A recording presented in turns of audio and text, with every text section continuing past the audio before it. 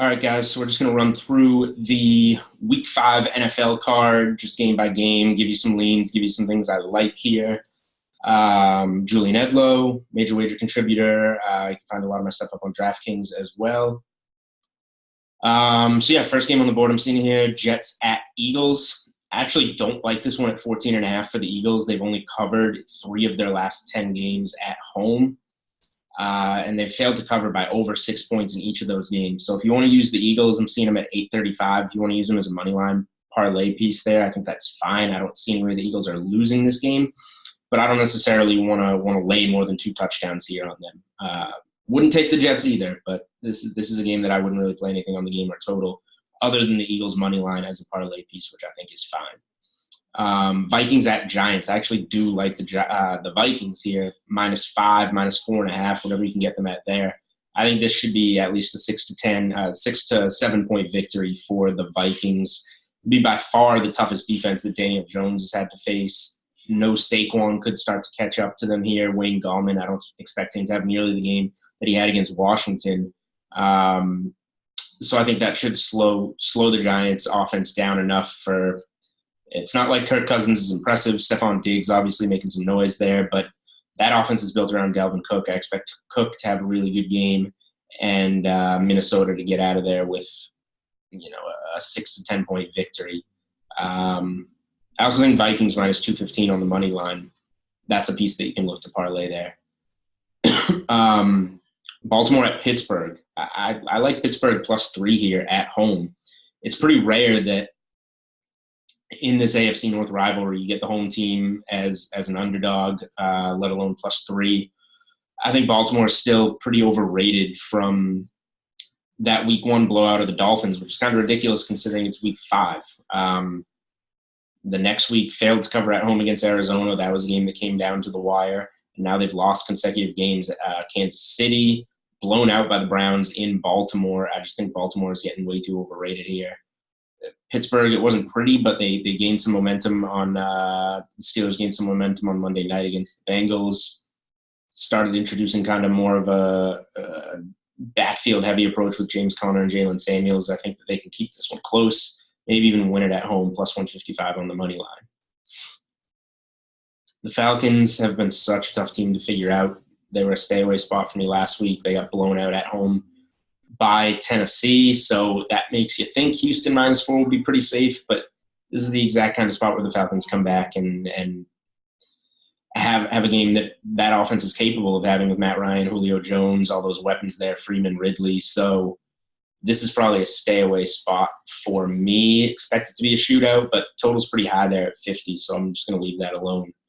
The Bears and Raiders in Oakland. I actually love this spot to play the Bears -5, to play the Oakland team total under, to use the Bears -220, 230 on the money line as a parlay piece. I think all of those are options.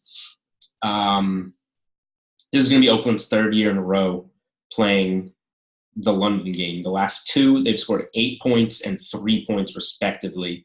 Lost those 2 games by an average of 24.5 points. So Oakland has performed terribly in London. Now they get this Bears defense that's allowing an average of 11.25 points per game.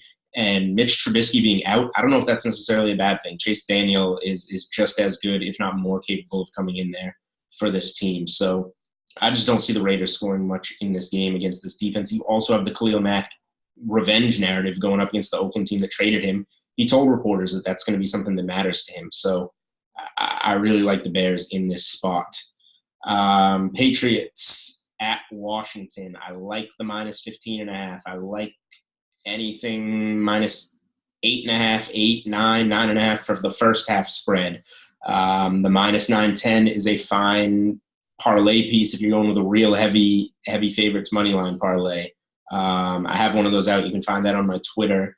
That does include both the Patriots and Eagles, 2 of the money line pieces that I've given out so far here. The only cause for concern here on the -15 for the game with the Patriots is a look-ahead spot. They do play at home on Thursday night against the Giants, so maybe they take their foot off the gas a little bit. That would make me prefer taking the first half spread here, but I think you're fine on the game spread as well. Not too much to worry about here. And then the Washington team total, anything under 14. I think is fine. I don't see how Washington's going to score the ball. Patriots have still allowed just 13 points defensively on the season. Bucks Saints, really tough game. I was leaning with the Bucks +3, +145 on the money line earlier in the week. It's probably going to be a stay away spot for me here. The Bucks are getting a lot of hype at scoring 55 points in Los Angeles. Big win over the Rams.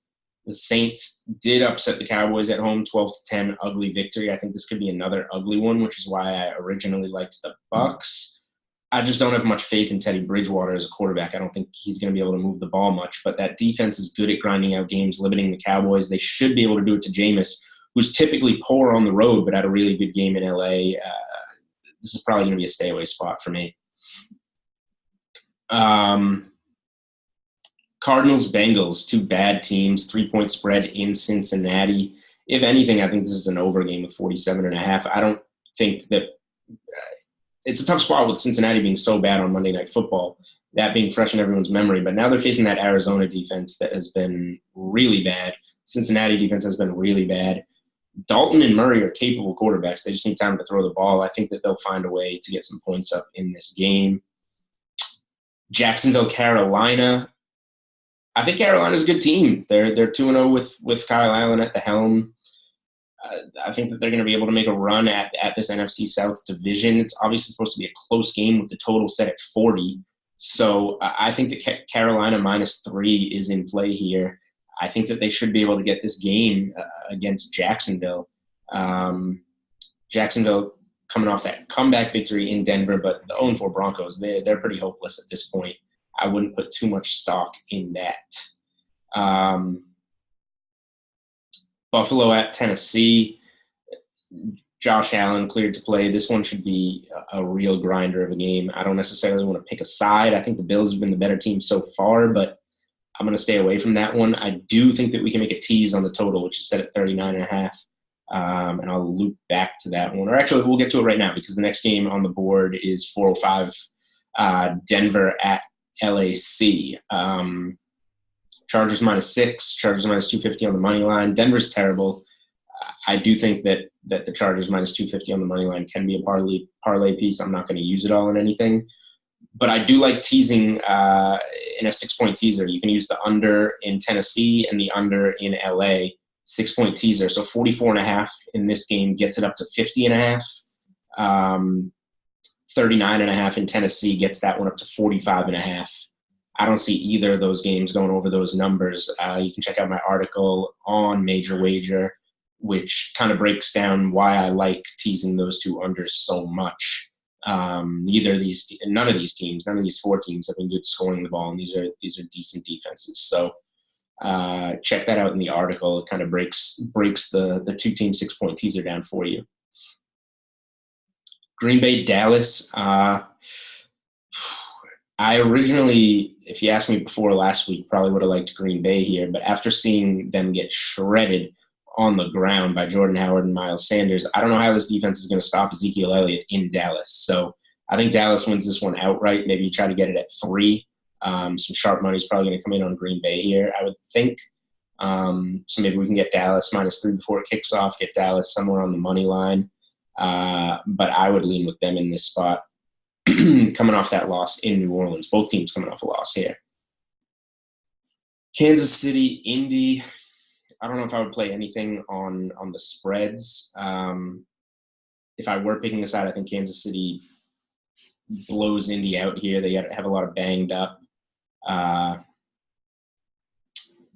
plays. Marlon Mack, T.Y. Hilton, both guys that are really important. The total at 56 probably wouldn't make a play there, really high, but the -530 on the money line for the Chiefs, that is a potential parlay piece. Monday night, I like the underdog Browns in San Francisco. San Francisco is 3-0, but they have not beat anyone that good. I like Cleveland here with the talent. We saw what they did in Baltimore. You can get them +4. You can get them +165, +170 on the money line. I'll take a money line stab at the Browns on Monday Night Football. So now just to go back with parlay pieces, I think the Chiefs I like the Patriots. I like the Bears. And I like the Vikings and the Eagles. If you put those, what is that? 5, 1, 2, 3, 4, 5.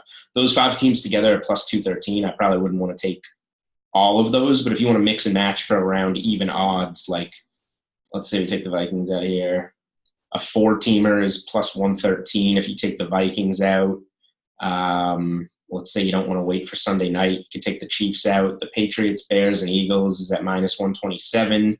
You can add the Vikings in at minus 215 if you want that early parlay, plus 163. Those are the teams that I would be looking to make plays on. I don't like that many spreads this week, so it's going to be a week that has a lot of money line parlays and teasers for me. So hopefully you guys get something out of that. As always, follow me on Twitter, and I will have those plays for you. And then check out my article with a couple plays up on Major Wager.